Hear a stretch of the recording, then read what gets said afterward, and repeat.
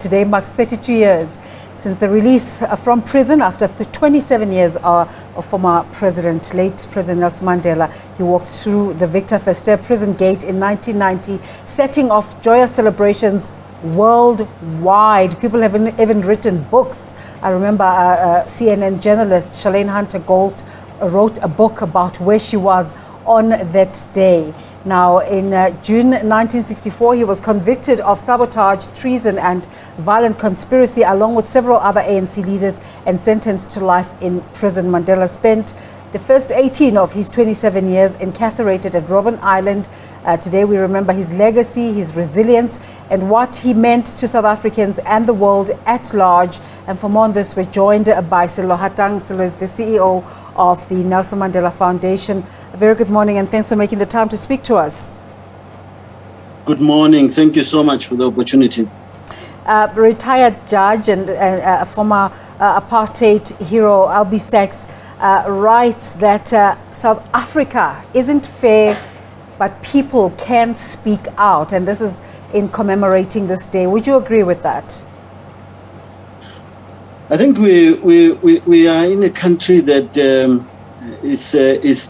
has so much freedom that you can express your opinion. You can basically enjoy the freedoms that Madiba and others fought for.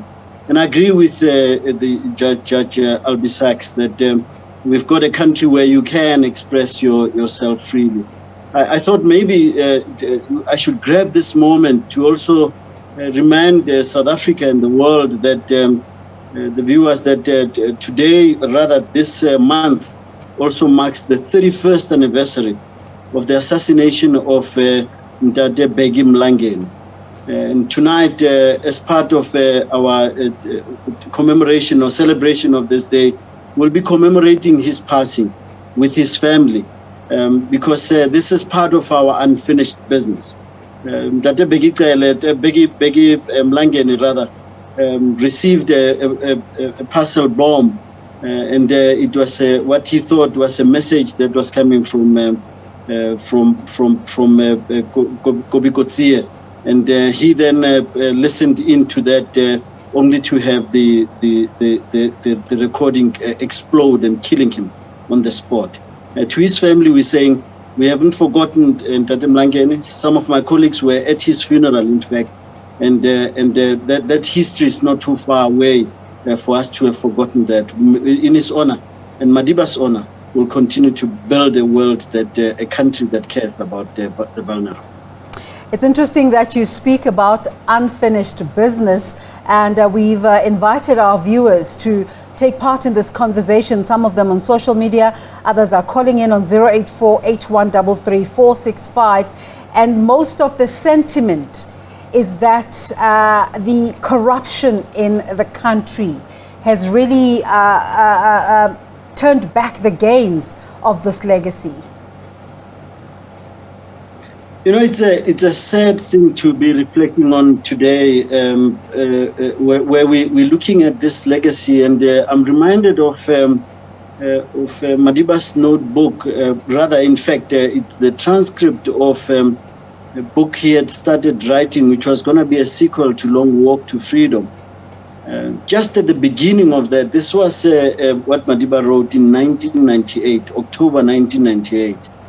And he's reflecting on his legacy, and he says one of the things that we should guard against is that erstwhile freedom fighters can be trapped into the law of corruption, and they then end up forgetting the very values that made them famous, the very values that made them to take up arms, and they end up joining the oppressor, and they steal from the poor, and they leave the poorest of the poor, or the worse. And I think we are there now, and I'm hoping that our democracy won't be eating its own children through corruption, that our democracy doesn't fail its people, and that we begin to do work that is imaginative, that work that can begin to say, what can we do differently?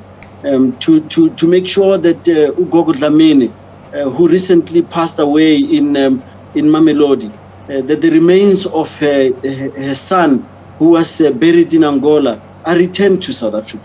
That we make sure that corruption doesn't steal the joy out of Goglamina's grandchildren, who are still waiting for democracy to deliver socio-economic freedom. And I think if we can do that, we'll begin to build a different country. On the issue of cohesion, there's a report that's just come out that says South Africa has really reversed its gains here, even though there wasn't much gained to begin with.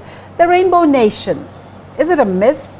When are we truly going to be able to recognize each other as equals? How do we begin to tackle the divide to ensure a peaceful South Africa for all? You know, one of the sad things about our country is how we are still to recognize each other as human. Even before we just talk about social cohesion and how cohesive we are, just to recognize each other as human. We tend to label each other as not belonging somewhere. And I think if we are to build a country that's more cohesive, we should do what the foundation has been advocating for the last couple of years, where we've been saying we need to be bonded as people.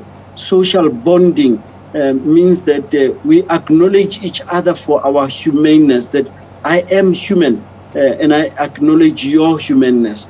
And I think if we are to do that, we will begin to have a country that acknowledges the pain of others, a country that begins to think, how do I contribute towards making life a little easier for you? I can't take all the burden of living this life, but I can at least make it a little light. And I think that's what we should be trying to do.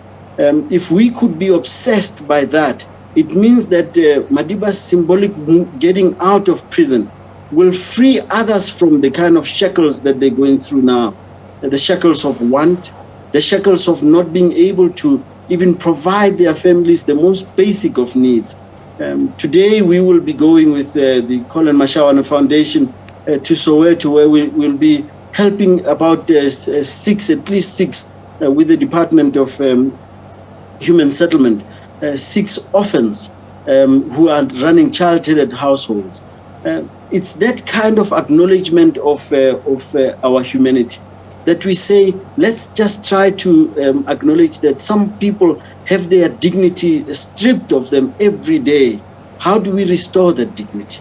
And if we can do that, it means that we'll build a country that cares about those vulnerable people. So the 32 years should be about how do we make life in the next 32 years a little lighter without corruption and stealing from the poor. It's interesting you're talking about charity organizations that you're working with on this day. I'm just thinking back, just in terms of philanthropy, there used to be an era where donors, would queue up to support the Nelson Mandela Foundation. Is that still the case? Do international, especially donors, still view this and the work of the foundation as important? I think it's a bigger question than just the foundation. And maybe we should even more make it a little bit more complex to add COVID realities in there. That COVID, the addition of COVID made it even more difficult to raise funds generally from philanthropists out there. But I think there's a bigger question that we should be asking ourselves. Why are we not as attractive as we were in the past in terms of development work, where people believed in our work enough as a country, not as an institution now? And I think it's because for the longest of time, we suffered from the belief that we were the exception. We were exceptional. We're going to heal our country quickly. We're going to deal with corruption wherever we find it. We're not like every other country that got its independence and immediately the politicians started getting attracted by what capital could offer and forgot the poor. And we thought we were the exception for a long time.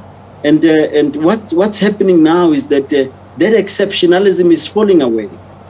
And we're becoming more and more just another independent country that got its independence and went back to the trap of being seduced by capital. That seduction of capital then taking away the values that we believed in as we were going into through our struggle. And I think if we are to think like that, it means that even institutions like the Nelson Mandela Foundation, the Thabo Mbeki Foundation, the Tambo Foundation, all these institutions, the Kathrada Foundation, will begin to raise funds that deal with social justice, and we become more attractive to say that money will be spent where it's meant to be spent. And I'm hoping that we will build that country that believes that we can, or rather that the world can believe in investing in. Listening to the president yesterday, one couldn't just shake off the feeling that that attractiveness is still there, but we are the ones who are undoing it through our actions, where we do not grab opportunities that are there to continue to build brand South Africa into a brand that everybody can want to just keep investing in. Sello Hatang, just before I let you go, how can South Africans continue to engage with the Nelson Mandela values as we try to rebuild the country?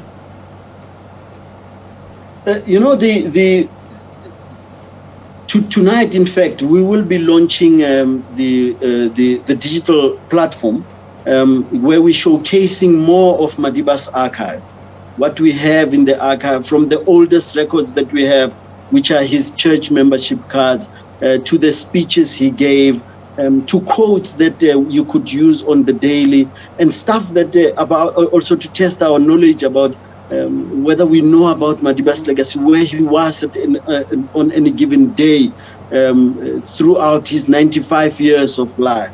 And I think if we are to visit nelsonmandela.org or even watch 404 tonight, SABC 404 tonight, you'd be able to follow the work that we are doing, where we are saying 32 years of life can be marked through archive. Archives are significant. They are critical to us reimagining the country that we want. Memory shouldn't just be for the sake of remembering the past, but to begin to imagine and reimagine the future we want. We can't keep arguing for a better past. We must begin to say, how do we learn from that past in order to build on it? And that's why the archive is so important. And the work that we are doing tonight will be so important. And the family of Mtate Begim Langeni will be here with us tonight, and we will be saying that unfinished business is unforgotten. We want to continue to build on it, and visit nelsonmandela.org to learn more of the work that we are doing in communities. And if each one of us care for another, we will build that country that Madiba dreamt of. And on that note, we'll say thank you so much, and we'll look forward to all of those events unfolding tonight. Sello Hatang is the Chief Executive Officer of the Nelson Mandela Foundation.